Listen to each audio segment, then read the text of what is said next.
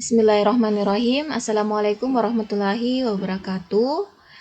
Yang saya hormati Bapak dosen kami pada Fakultas Alvaro, beserta rekan-rekan kelompok saya, ada Kalmin dan Milna sebagai pemateri, dan saya juga sebagai moderator. Pemateri 1 yaitu Milna.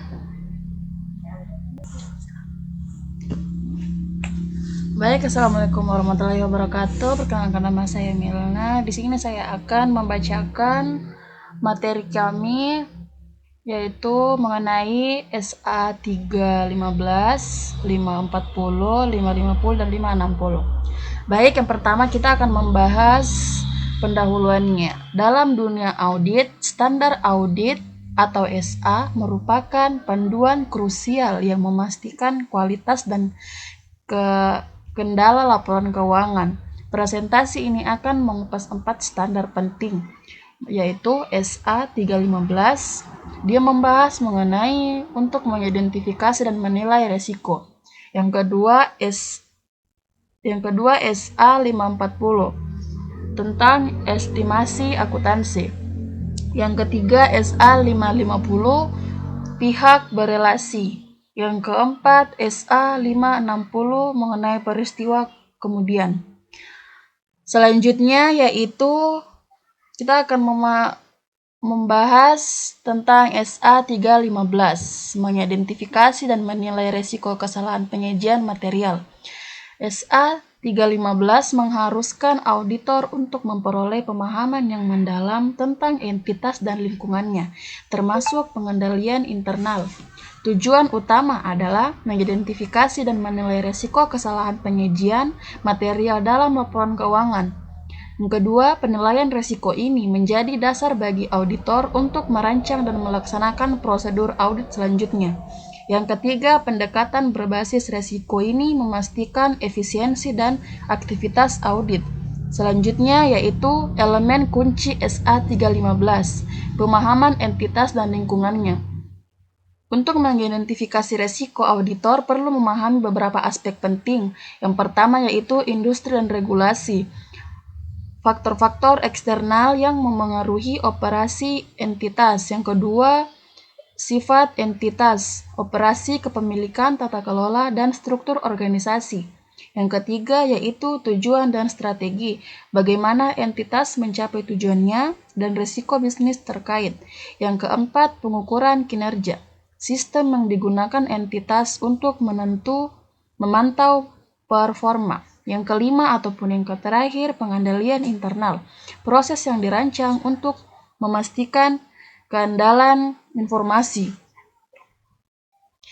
Yang selanjutnya yaitu SA 540, audit, estimasi, akuntansi, dan pengungkapan terkait. SA 540, kita membahas tanggung jawab auditor terkait estimasi akuntansi, termasuk estimasi nilai wajar dan pengungkapan terkait dalam laporan keuangan. Estimasi akuntansi adalah taksiran yang melekat pada ketidakpastian. Auditor harus menilai apakah estimasi tersebut wajar dan didukung oleh bukti audit yang memadai. Fokusnya adalah pada area yang melibatkan penilaian manajemen yang signifikan. Baik, saya berikan kepada moderator. Selanjutnya saya akan membaca yaitu tantangan SA 540, sifat estimasi yang tidak pasti. Audit estimasi akuntansi seringkali rumit karena sifatnya yang tidak pasti. Tantangan utama meliputi yang pertama, ketidakpastian inherent. Banyak estimasi melibatkan asumsi tentang peristiwa masa depan. Yang kedua ada kompleksitas penilaian, membutuhkan keahlian khusus dalam menilai metodologi dan asumsi.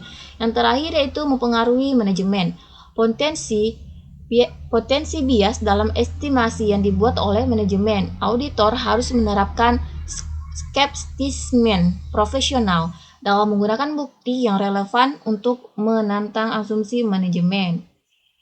Selanjutnya ada SA 550, pihak berelasi.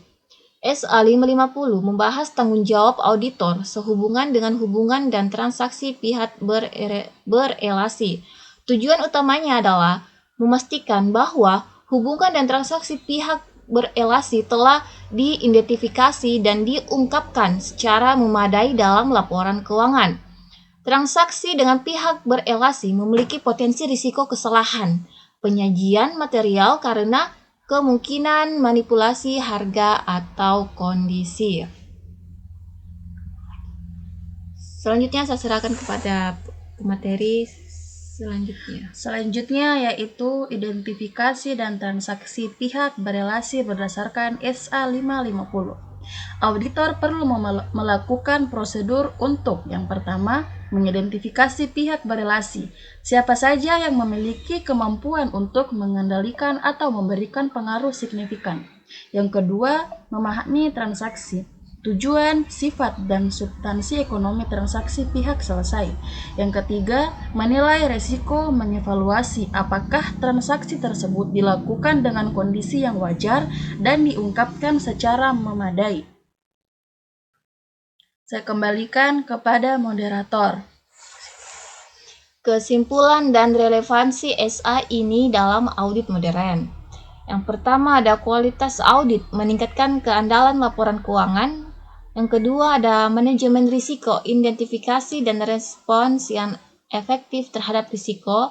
Yang ketiga ada kepatuhan regulasi, memenuhi persyaratan standar profesional. Dan yang terakhir ada kepercayaan investor, mendukung keputusan investasi yang informasional. Dengan memahami dan menerapkan standar-standar ini, audit berkontribusi pada integritas dan transaksi pasar keuangannya.